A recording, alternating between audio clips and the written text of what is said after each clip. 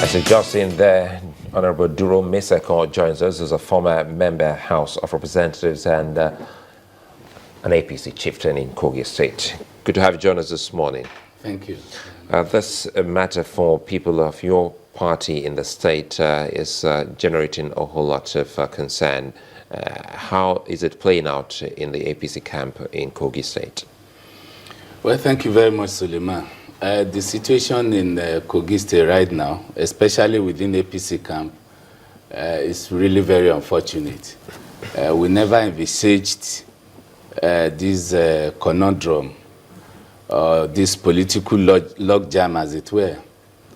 We only envisaged that the good people of Kogi wanted change and voted massively for change. They voted for APC, and resoundingly to us, we felt we deserved victory, and we felt that INEC erred by not declaring us outright winners of the election. So if you ask me what is happening in our camp right now, it is that of disappointment, utter disappointment with the system, utter complete disappointment with INEC, and everybody is expecting that the right thing should be done. And what is the right thing in this case? The right thing is that APC should be declared winner of this election without delay. And I have my reasons for saying that. Before you bring your reasons, yesterday we had a PDP member from Kogi State, Honorable Farouk Adejo, who also is thinking that they should be declared winner since yes. Late Aldo is no more, and the incumbent was already the first runner-up in terms of the number of votes cast in that particular election. Well, there is no law. There's no section of Nigerian Constitution that supports Honorable Farouk's assertion that maybe PDP should have been declared winner because the candidate of APC died in the process. You see, election is a process, and until you complete the process, election is like a football match. You cannot terminate a football match because maybe the skipper of this team is wounded in the process, or the goalkeeper is wounded. You replace, so for PDP to say, well, because Prince Abubakar Odu died, so they should be declared winner is really very ridiculous. You are going to give us your reasons why you wanted the APC declared the winner. Absolutely. This is section 179, subsection 2 of the Nigerian Constitution. Says that expressly that a person is deemed, underlined deemed, that's the word I want to bring up, to have won an election once it satisfies the provision of, please, can I Go ahead. read from here? I'm not with the Constitution, but I copiously quoted it here. Section 179, subsection 2 says, a candidate for an election to the office of governor of a state shall be deemed, underline that deemed, to have been duly elected where there have been 2 or more candidates. A, he has the highest number of votes cast at the election. That we have satisfied. We scored 241,000 votes. And B, he has not less than 1/4 of all the votes cast in each of at least 2/3 of all the local governments in the state. We won 16 out of 21 local governments. By reason of this alone, in the eyes of the law, we were supposed to have been declared winner because we have satisfied this constitutional provision. And again, section 181, subsection, since we have been deemed to have been duly elected now, we now go to section 189, subsection 1. If a person duly elected, having been duly deemed to have been elected now, which means we'll now go to 181, subsection 1. If a person duly elected as governor dies before taking and subscribing to oath of allegiance and oath of office, or is unable for any reason whatsoever to be sworn in, the person elected with him as deputy governor shall be sworn in, and he shall also nominate a deputy governor, blah, blah, blah. So by this, on this token, we, in the eyes of the law, what INEC did was to rely on their own guidelines. INEC has an in-house guideline which states that where election takes place and maybe there's ballot box snatching and all that, you go back to, redo. But what we are saying now is that, is the INEC guideline superior to Nigerian Constitution?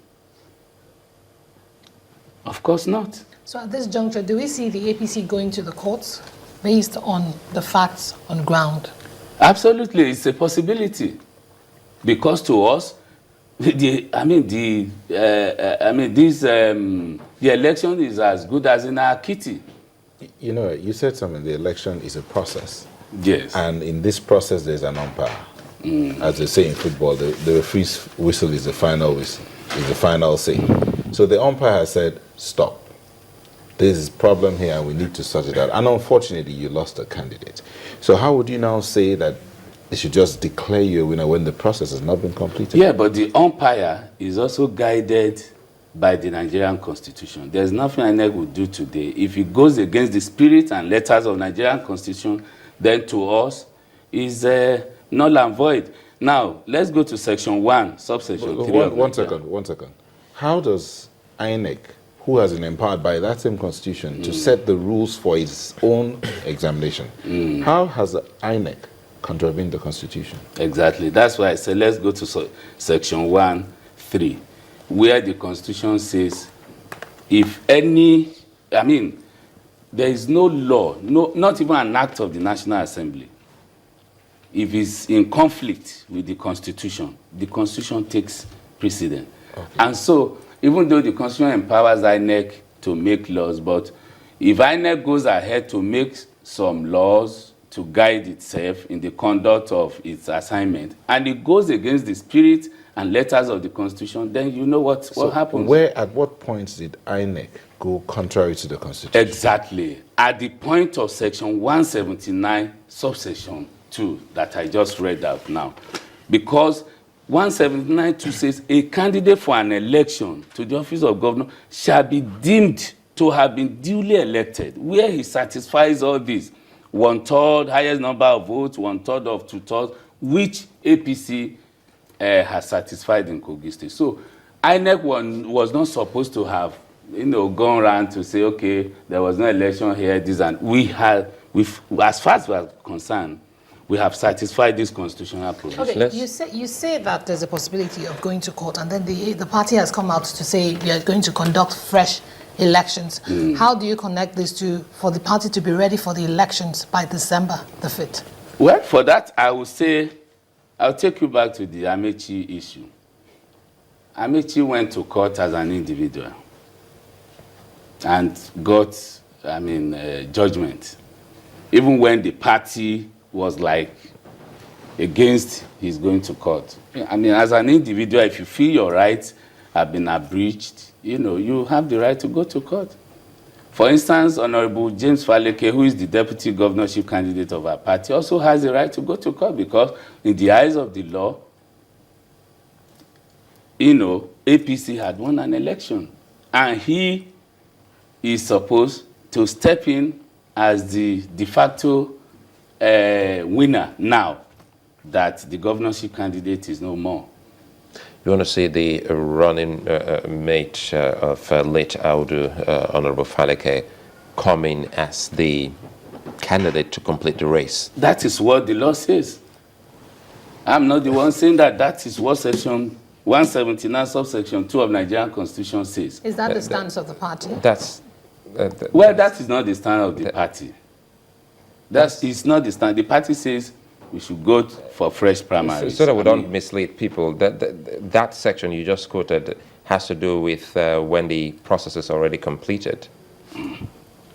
When the processes are that's why I'm saying there's a difference between, how do we define processes? The Constitution is supreme. It, Suleiman. The Constitution is is beyond anything we can say here. You know, if we talk about complete process, it has to go back again to the declaration of What we believe is that winner. INEC erred by not declaring us winners. So in other words, what do you suggest? They are humans too. I mean, they could err. Sometimes they do some computations and they admit that they are wrong. So it could just be. What we are saying is that INEC erred by not adhering to this.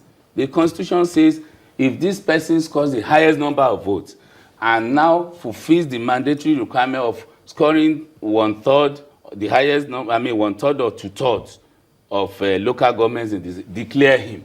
INEC did not do so. Rather, INEC relied on its in-house arrangement, guideline.